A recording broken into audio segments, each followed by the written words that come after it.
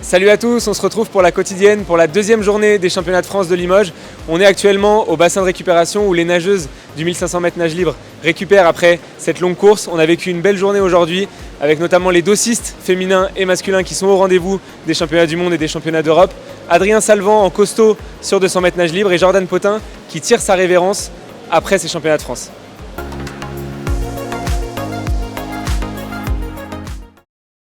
Les dossistes qui ont été au rendez-vous, notamment les filles sur 100 mètres d'eau, avec Emma Terebo et Mariam Molu, qui ont décroché leur qualification pour les championnats du monde et les championnats d'Europe. 59,64 pour Emma Terebo, la deuxième meilleure performance française de l'histoire. La troisième pour Mariam Molu en 59,67.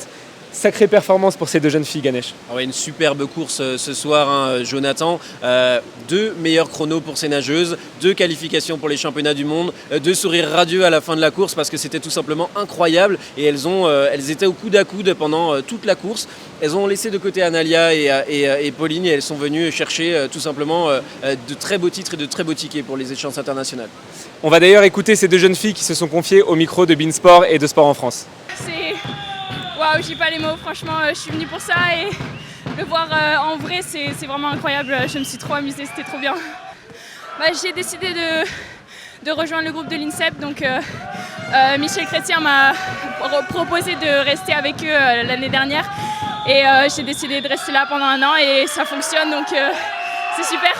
Je suis super contente et puis avec Emma, voilà. Petit podium ensemble, ça fait super plaisir. Chez les garçons aussi, c'était un sans faute puisque Mewen Tomac et Johan Ndoye-Brouard se sont qualifiés pour les championnats du monde et les championnats d'Europe. Un duel attendu et deux hommes qui ont répondu aux attentes, Ganesh. Un duel au sommet comme d'habitude, ces deux nageurs qui se connaissent par cœur et qui, même si ce soir ils ne sont pas allés chercher leur meilleur temps, sont venus répondre présents sur cette épreuve, sont venus chercher leur ticket pour Rome et pour Budapest. Et puis c'est une victoire pour Johan cette fois-ci. Johan Ndoye-Brouard qui s'est imposé et on va écouter les deux hommes qui étaient au micro de Sport en France et de beIN Sport. Important le titre, je crois que je fais le même temps à peu près qu'à Montpellier aux France d'hiver.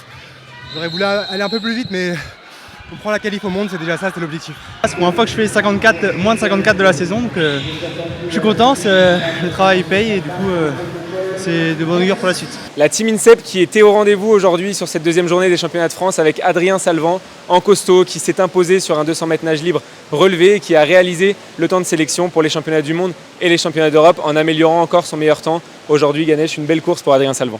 Adrien qui confirme en fait tout ce qu'il a eu l'habitude de faire au cours des derniers mois. Il a été un peu le nageur surprise lors des Jeux Olympiques de Tokyo l'année dernière. Et depuis, il est régulier, il est là sur tous les meetings, il réalise des belles performances, il monte. Et là, finalement, ce titre de champion de France sur le 200 mètres est totalement justifié. Et il a réussi à aller chercher cette qualif pour les championnats du monde.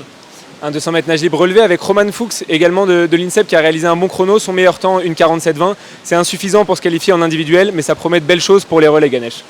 Oui, des relais, on ne sait pas encore ce qu'il en sera pour la qualification de ce relais, mais c'est un relais qui continue d'évoluer, qui est en reconstruction. Adrien, Roman, il y a Enzo Tezik qui était là aussi, qui a été peut-être un peu plus en difficulté sur la fin de course. Mais en tout cas, c'est des nageurs qui sont là régulièrement à 1,46, 1,47 et ils ont envie d'aller construire un beau relais pour les prochaines années.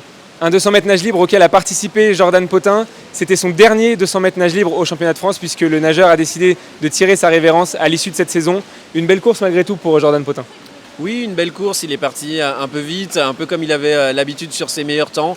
Je pense que là, c'était pas forcément le plus important, même s'il l'a dit, il a envie d'être présent à Budapest et à Rome. On verra comment il va finir ses championnats. En tout cas, un moment très émouvant où la piscine a ovationné Jordan et on a été tous émus de le voir faire ses derniers championnats de France. Jordan Potin très ému à la sortie de ce 200 mètres nage libre et on va l'écouter tout de suite. La fin approche et elle est même peut-être un peu plus tôt que ce que je pensais. Enfin, j'avoue, je pensais pas être à un niveau de performance aussi bas ici. Enfin, je visais vraiment ma qualif en indiv et j'en suis très loin et c'est un peu dur à analyser là à chaud, mais du coup je rate peut-être l'équipe de France sur laquelle je voulais terminer ma carrière et ça c'est un petit peu dur. Après il reste le 100 mètres demain et je vais quand même rester mobilisé.